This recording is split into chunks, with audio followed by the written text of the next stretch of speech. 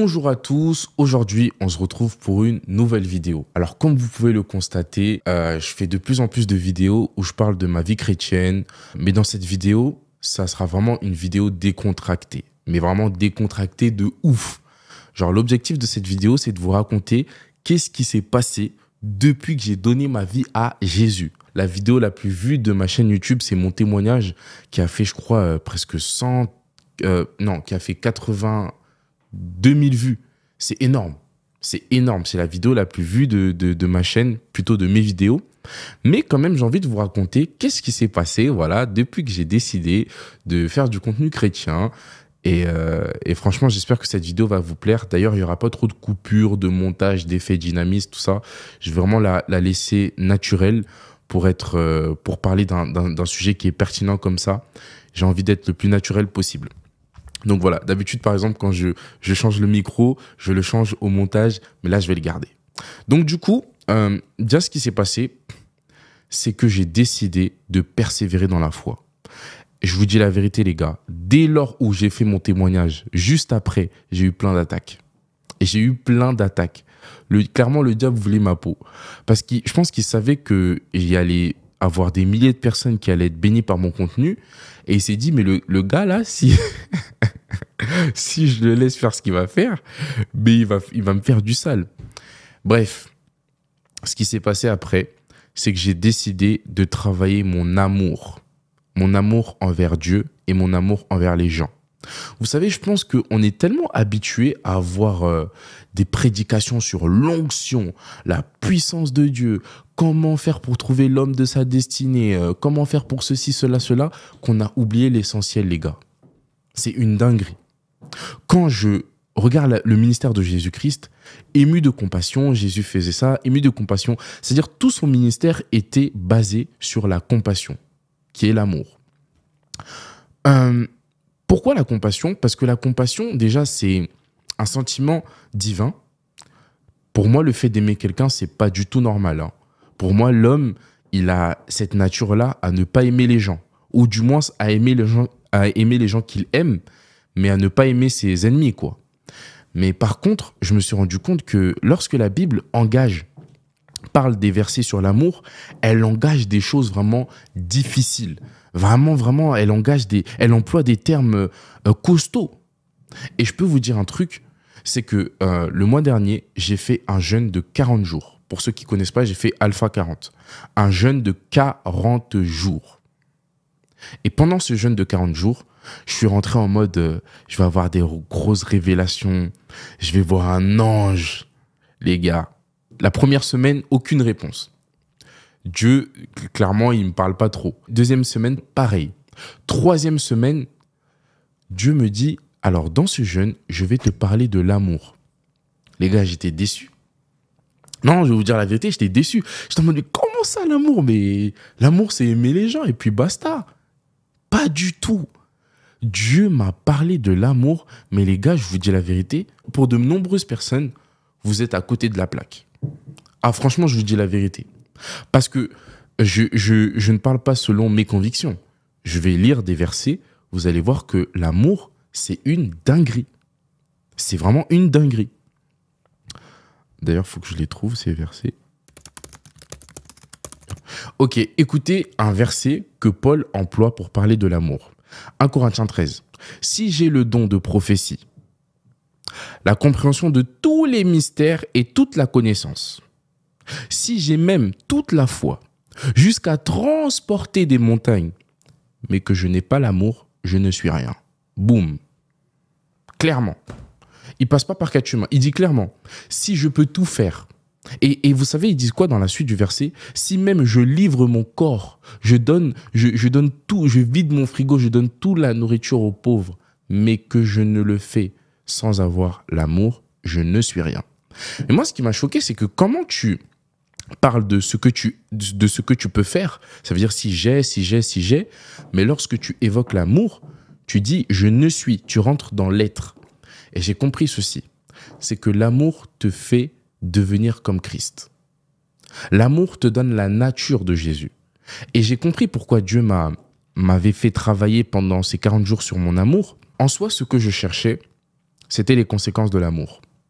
Quand tu as de l'amour et que tu aimes une personne qui est malade et que tu vas prier pour elle, bah comme tu l'aimes, Dieu va la guérir. Parce que l'amour, c'est un carburant puissant pour que la manifestation de Dieu se manifeste. Mais quand tu guéris sans amour, tu guéris soit pour qu'on dise que tu es trop fort, ou tu guéris parce qu'il faut le faire. Alors que, carrément, je me suis rendu compte qu'en soi, on ne prie pas pour les malades parce que Dieu nous dit de le faire. On ne fait pas du contenu chrétien parce que Dieu nous dit de le faire. On ne prie pas parce que Dieu nous dit de le faire. Mais le plus haut niveau de dimension de servir Dieu, c'est de le servir parce qu'on l'aime. Les gars, c'est facile à dire. Mais quand vous le comprenez, ça change votre vie chrétienne. Parce que l'amour ne meurt jamais. La Bible nous dit entre la foi, l'espérance et l'amour est plus grand que toutes ces choses-là.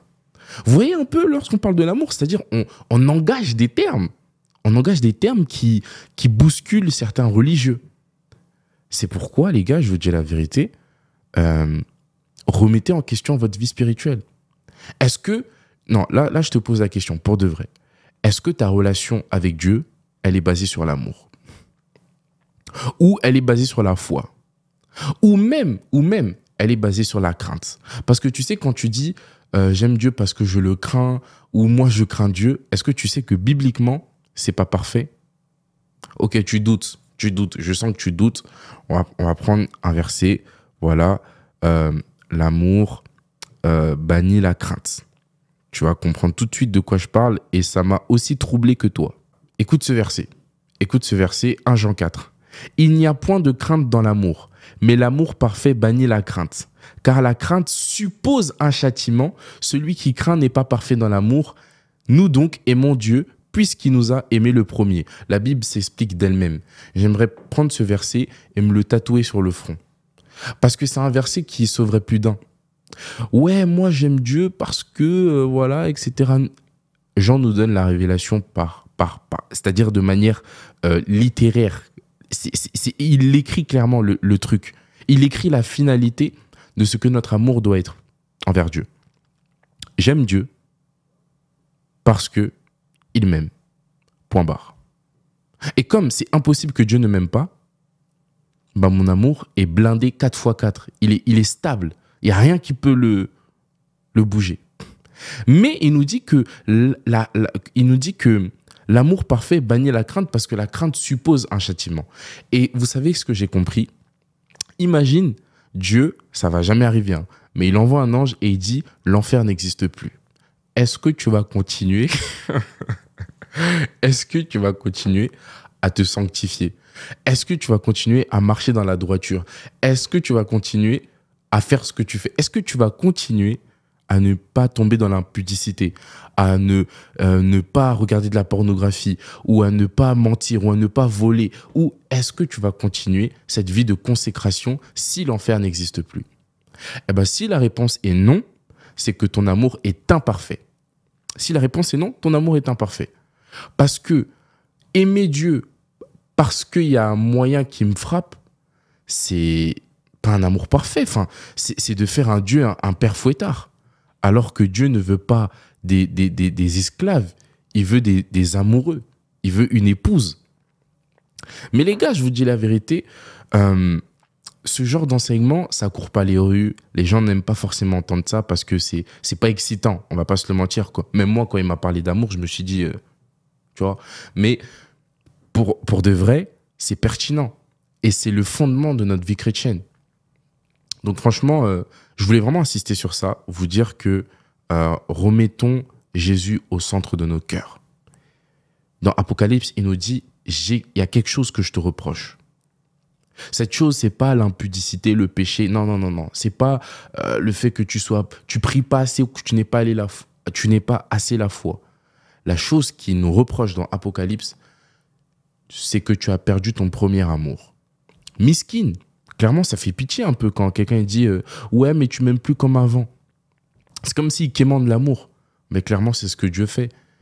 Et c'est pas qu'il quémande, c'est qu'il réclame ce qu'il nous a donné. Donc c'est légitime.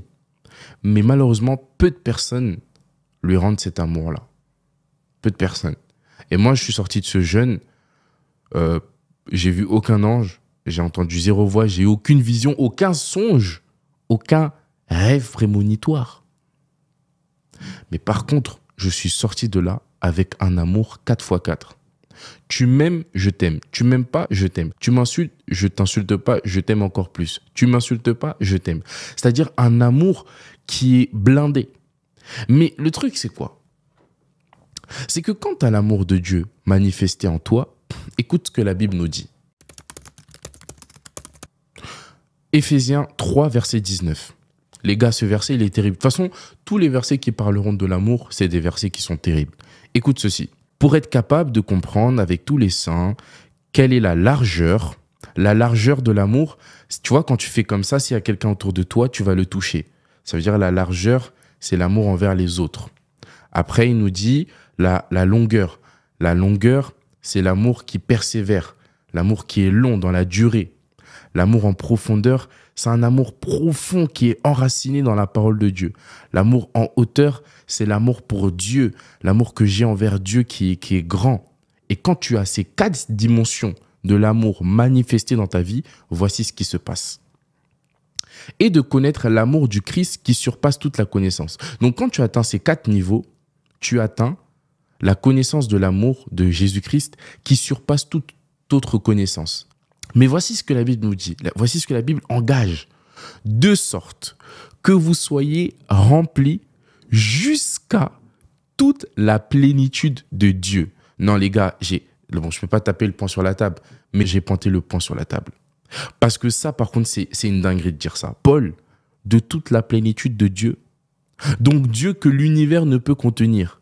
La terre est son marchepied.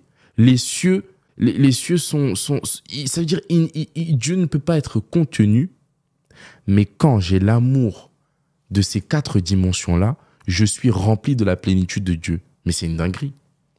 Ça veut dire en fait, une personne qui a les 4 dimensions de l'amour manifestées dans sa vie, c'est une personne qui est comme Jésus. Tout simplement. Tout simplement. Et c'est pourquoi tu peux faire des miracles, tu peux tout faire, mais si tu n'as pas l'amour, tu n'as rien. Parce que le but de Dieu, ce n'est pas que tu fasses, c'est le fait que tu sois avant de faire. Quand j'ai décidé de marcher avec Christ, je suis devenu amoureux des livres qui parlent de Dieu et surtout, je suis devenu fan de ma Bible. Ma Bible, vraiment, c'est devenu mon meilleur ami dans le sens où je trouve que dans cette génération, la Bible, c'est devenu TikTok, Insta, Snap, tout. Alors que les gars, c'est tellement facile d'éviter les débats, les contradictions, les interprétations quand tu lis ce livre tous les jours. Mais si tu ne le lis pas, voici ce qui va se passer, c'est que tu vas tomber sur des faux raisonnements sur Internet, tu vas avoir des baisses de foi, des déceptions, des faux raisonnements, des fausses attentes envers Dieu, alors que la Bible nous parle de l'identité de Dieu. Et ce livre-là, je suis désolé, c'est le meilleur moyen de s'en sortir dans cette vie.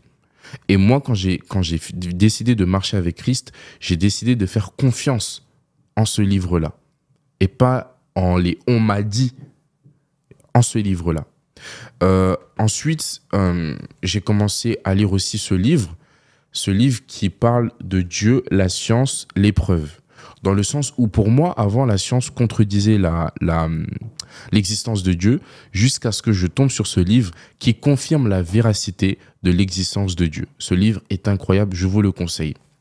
Il y a aussi le livre du pasteur Cospiel où il raconte son témoignage, il raconte son enfance, comment il a été rejeté, comment il a pardonné son rejet, etc. C'est un livre aussi formidable que je vous conseille. Ce livre-là, je ne l'ai pas lu, mais il a l'air bien. Et j'ai lu un peu le résumé, et franchement, je vous le conseille. Je vais le lire en même temps que vous, j'attends aussi vos retours, mais franchement, il est super. Franchement, si je ne parle pas de ce livre, j'ai péché. La voie du véritable pardon. Est-ce que vous savez qu'une personne qui ne pardonne pas ne peut pas aller au ciel? Genre, toi qui me regardes, si tu as une personne que tu n'as pas regardée, clairement, c'est pas moi qui le dis, le verset va s'afficher, tu mérites l'enfer. Et ça, c'est une dinguerie.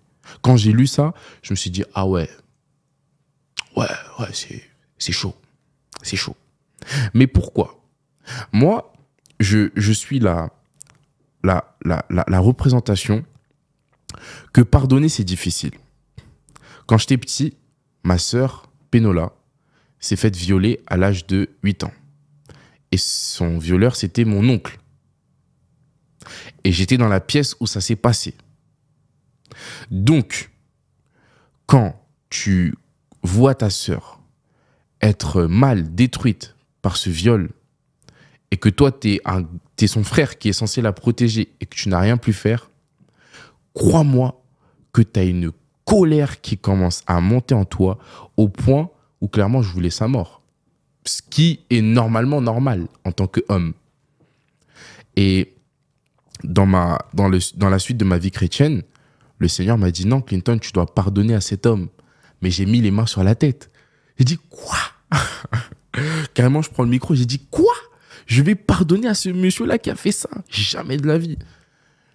Mais je peux vous dire, à cette heure-ci, je n'ai plus aucune rancune envers cet homme-là. D'ailleurs, j'ai croisé son fils et on a super bien parlé. Mais le truc, c'est que le pardon, c'est divin. Quand Jésus a parlé du pardon aux disciples, ils ont dit à Jésus, augmente-nous la foi concernant le pardon. Donc, pour vous dire que le pardon, c'est une dinguerie. Et ce livre vous permet de pardonner quelqu'un. Clairement. Je ne vais pas vous en dire plus, mais tout ce que je peux vous dire, c'est qu'au fur et à mesure que vous allez le lire, vous allez réussir à pardonner. Voilà, c'est le livre du pasteur Marcelo.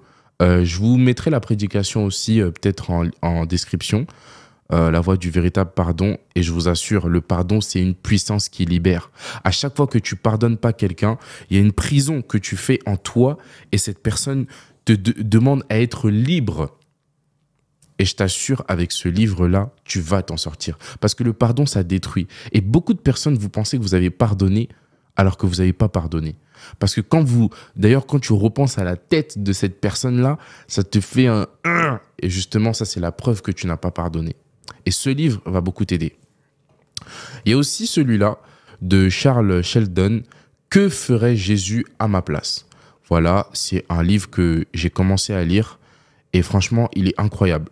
C'est l'histoire de personnes qui étaient très, très, très religieux, qui étaient vraiment dans le culte se déroule comme ça, et après c'est comme ça, ma vie chrétienne c'est comme ça, point barre, Dieu t'y touche pas, tu m'as dit de faire ça, tout, tu laisses comme ça Et c'était des gens hyper carrés dans leur religion, jusqu'au jour où un homme a bouleversé leur spiritualité. Et qu'est-ce qui s'est passé? C'est que suite à ça, ils ont décidé pendant 1 an de faire exactement ce que Jésus aurait fait à leur place. Donc, en gros, ils ont décidé que peu importe ce que Jésus aurait fait à leur place, ils allaient le faire. Ça veut dire si quelqu'un vient et te gifle comme ça, bah du coup, tu lui rends pas la gifle. Tu peux te défendre, tout ça, mais tu ne lui rends pas. En gros, ils se sont dit, pendant 1 an, on devient les meilleurs chrétiens du monde. Et je t'assure que quand tu vois leur persévérance, ça te donne envie de faire la même chose. Donc voilà un livre que je peux vous conseiller aussi qui est top. Et ce livre aussi qui est magnifique, qui pour moi est un livre qui nous fait comprendre que la vie chrétienne, c'est un équilibre. Je prie, mais je passe pas ma vie à prier parce que je vis sur une terre où il y a des obligations, où je dois travailler pour gagner ma vie. Et ce livre, pour moi, c'est un livre qui nous ramène les pieds sur terre, mais dans le bon sens. Dans le sens où Dieu est un Dieu d'équilibre. Les gens, les TTS, les trop spirituels, qui sont toujours en mode « prière, prière, prière, église, église », franchement, ce livre, il va vous mettre une gifle. Parce qu'il te fait comprendre que c'est bien de prier tout, mais il faut que tu puisses commencer à faire des choses que tu aimes, à entreprendre, à faire tout plein de choses. Et ce livre est tout simplement fabuleux. Je peux vous donner quelques citations que j'ai pu beaucoup aimer de ce livre, qui sont très pertinentes. Écoutez, « En toute personne se trouve le potentiel d'un leader, mais dommage que très peu réalisent que cette capacité est en eux. Et rares sont ceux qui, en fait, répondent à cet appel. C'est pourquoi nos nations, nos sociétés, nos communautés, nos familles et nos églises souffrent d'une pénurie cruciale de leaders. Cette phrase, elle m'a bien impacté. Il y a aussi celle-là. Le désir d'un grand leader n'est pas de diriger juste, mais de servir. En effet, lorsque les disciples demandaient à Jésus qui était le plus grand du royaume, il leur répond, le plus grand parmi vous sera votre serviteur. Donc des fois, quand on pense au leadership, tout de suite on voit, ouais, tu fais ça, alors que pas du tout. Justement, être un bon leader, c'est de servir tous les autres. Et ça a révolutionné ma manière de voir les choses parce que je me disais pas du tout ça. Il y a aussi un bon leader, c'est occuper les autres. Un grand leader, c'est tirer le meilleur parti de lui-même et des autres. Et quand vous voyez le ministère de Jésus, vous voyez que chaque disciple a accompli ce pourquoi il était destiné, même Judas. Et franchement, c'est incroyable parce que à travers ce livre, on voit vraiment que le ministère de Jésus-Christ, c'est un ministère sans faute. Franchement, notre Dieu, il est top. Bah déjà, moi, pourquoi ce livre m'a parlé? Parce que j'ai fait mes études au Canada. Je suis allé au Canada pour faire des études en finance, crypto-monnaie, investissement. J'ai fait aussi du e-commerce, j'ai fait aussi de la comptabilité. Donc, j'ai fait tout plein de trucs. Et franchement, c'est un livre qui permet de canaliser un peu ton parcours professionnel et de t'aider à trouver des nouvelles idées. Donc franchement, je vous recommande ce livre. En plus, c'est un pasteur chrétien qui en est l'auteur. Malheureusement, il est décédé en 2014 dans un crash d'avion avec sa femme. C'est horrible. Et d'ailleurs, c'est l'une des choses qui m'a poussé à encore plus lire ce livre-là. Donc voilà, on arrive au terme de cette vidéo.